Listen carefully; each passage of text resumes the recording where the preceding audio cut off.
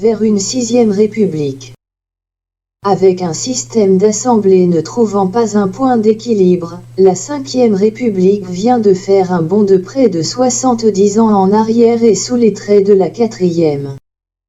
En effet, à cette époque, le mode de scrutin choisi pour l'élection des députés favorise l'existence de plusieurs blocs de partis, dont les incessants revirements d'alliances entraînent de fréquentes chutes de gouvernement. Les magouilles transpartisanes, la faible magnitude des circonscriptions et l'attribution des sièges avec la méthode à la plus forte moyenne limitent la proportionnalité du scrutin en favorisant la représentation des grands partis. De facto, la loi des apparentements incite les partis à se regrouper avant l'élection au sein de coalitions. Le mode de scrutin ainsi que la prédominance de l'Assemblée nationale au sein des institutions entraînent une dérive progressive du régime parlementaire vers un régime d'assemblée. Dès lors, la 4e République connaîtra 24 présidents du Conseil ayant formé 22 gouvernements en 12 ans. 9 gouvernements ont duré moins de 41 jours, plus d'un sur 3, et pour la dernière année, après mai 1957, il y a eu 5 gouvernements qui ont duré en moyenne moins de 59 jours. De plus, seuls 2 gouvernements ont duré plus d'une année, celui d'Henri Queuille, pendant presque 13 mois, celui de Guy Mollet, pendant presque 16 mois. Aussi, l'instabilité gouvernementale chronique, les combinaisons partisanes, l'impuissance du Parlement, et, en plus, l'incapacité des pouvoirs publics à résoudre le conflit algérien auront finalement raison de la 4e République. C'est alors qu'une nouvelle crise gouvernementale particulièrement grave aura lieu, le 15 avril 1958, avec la chute du gouvernement dirigé par Félix Gaillard.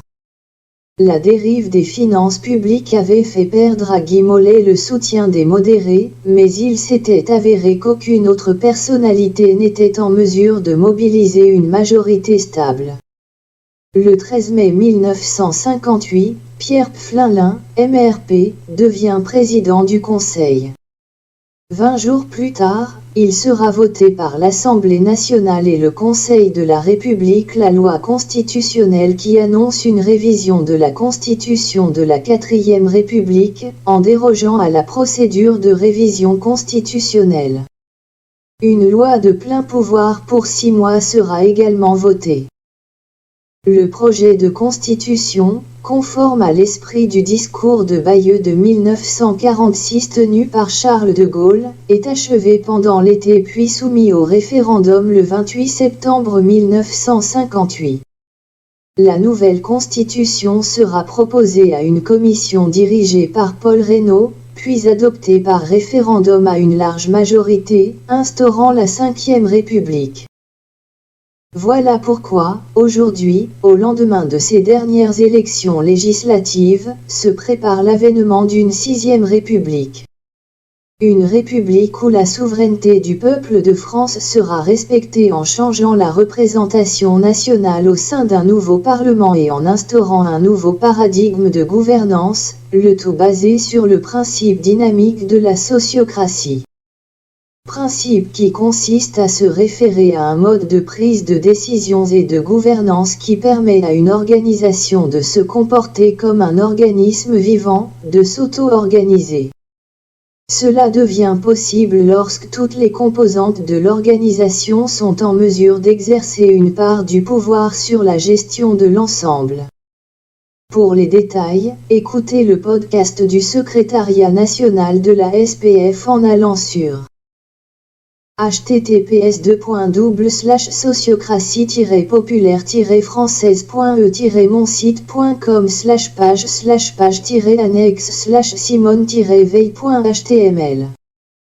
Bien évidemment, nous restons, à la SPF, à l'écoute de tous celles et ceux qui veulent en savoir davantage sur les propositions que nous mettons en exergue pour sauver notre pays de la chienlit qui se prépare, afin d'éviter que le chaos se propage, ou pire encore. Je terminerai cet édito par ceci. En politique, le bandoneon, c'est l'instrument de l'alternance par excellence. Quand vous appuyez à droite, ça souffle à gauche, quand vous appuyez à gauche, ça siffle à droite, et, à l'intérieur, c'est que du vent. Je rajoute ceci. Il faut cesser de regarder le monde politique comme il est, mais comme il devrait être. Merci de nous avoir lus ou écoutés. Pour la sociocratie populaire française. Sa secrétaire nationale adjointe.